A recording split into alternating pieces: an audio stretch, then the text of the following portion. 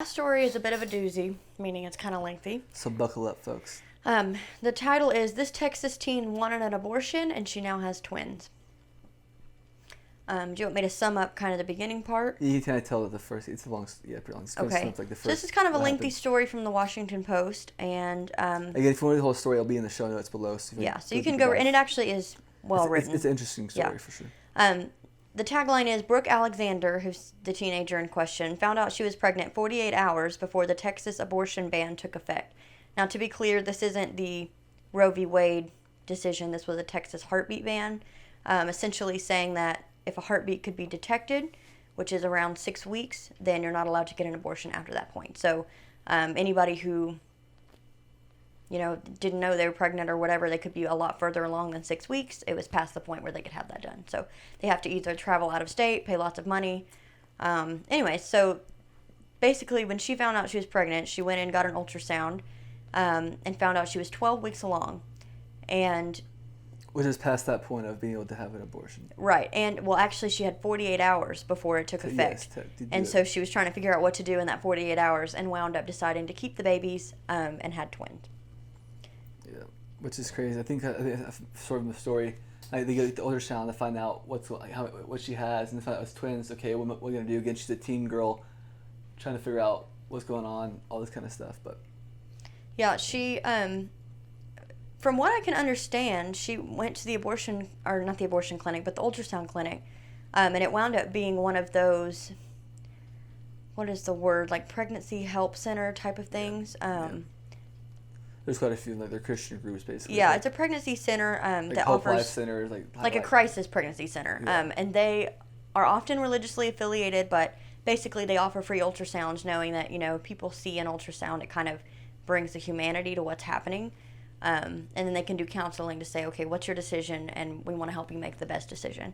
Whether that's adoption, walking you through that. Because sometimes the paralysis is in not knowing what to do. Yeah. And so they walk them through all of those things. And she, in the end, decides to keep them. And so she winds up living with her mother. And I guess that situation was kind of volatile. So she takes the babies and then moves in with her boyfriend in like a one-bedroom. Well, her dad's house. Yeah. His dad's house, yeah. Yeah.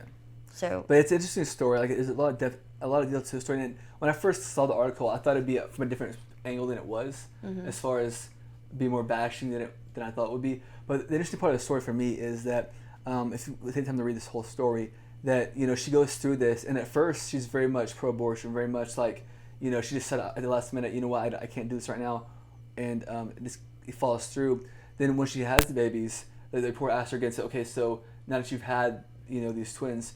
And if you could go back, would you get an abortion? She's like, well, for me, I wouldn't. Like, I can't imagine now holding, even though like it goes to like her life right now. Her life right now is not an easy life because she's having to work full time, take care of these babies. She had to give up on like some of her dreams for like real estate school, and she was doing very well at, and she gave up a lot for it. And the reporter asked her, if you could go back, would you go through the board? And she said, I couldn't imagine doing that now. It's like she said, I'm kind of on the offensive whether or not an abortion as a whole, what I feel about it, but I know for me, I couldn't go back and do it.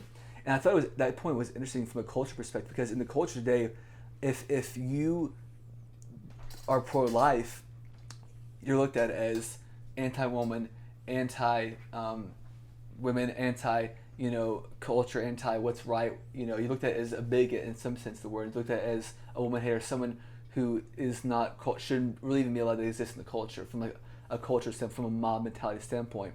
And so even for her, even after that, she's like holding these babies, and for her, she's like, I couldn't do it if I went back in time and had a choice over again. Like, there's no way I could do it.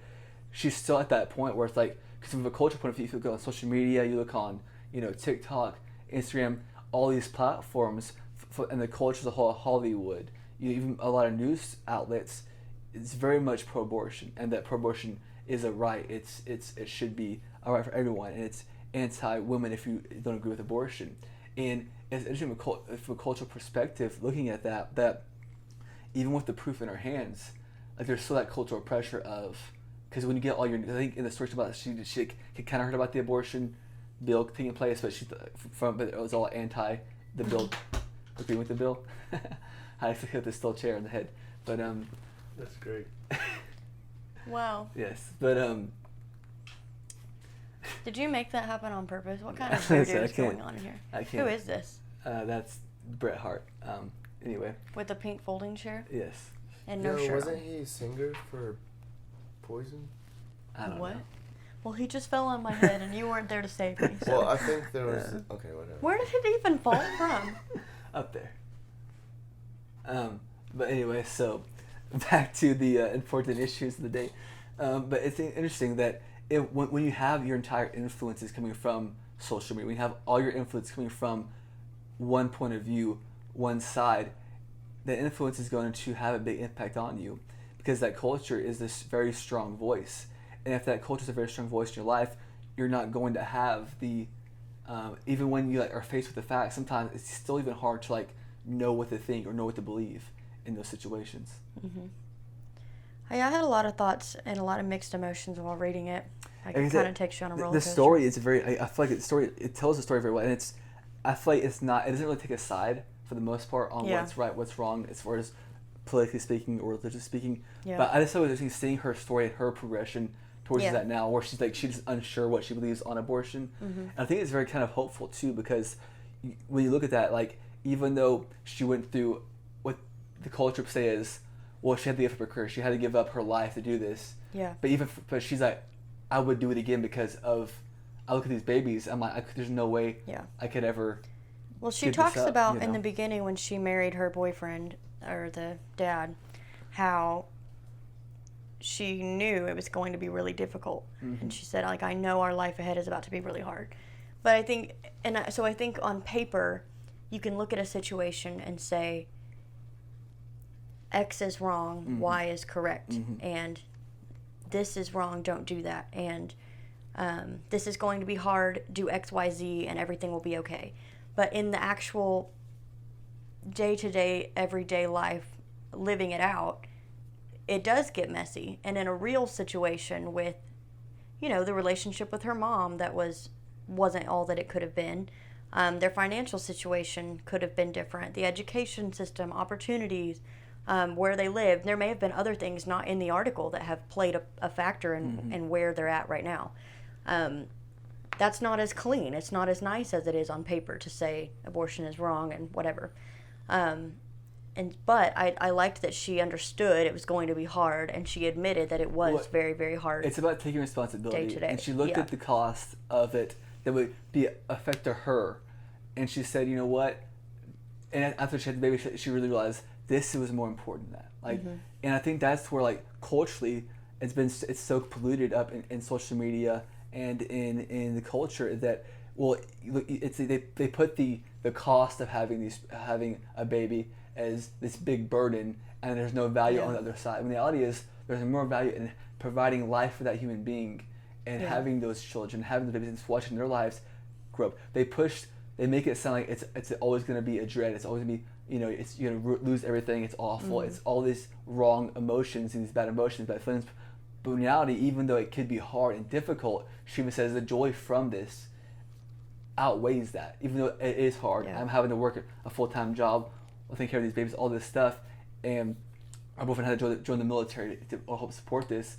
Well, it was still worth it because we have this life in the world. And I think the world does such a good job at putting shades over it and making the cost of having children look so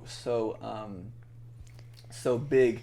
The reality is the joy that comes from that, even though it's hard, outweighs the cost so much more.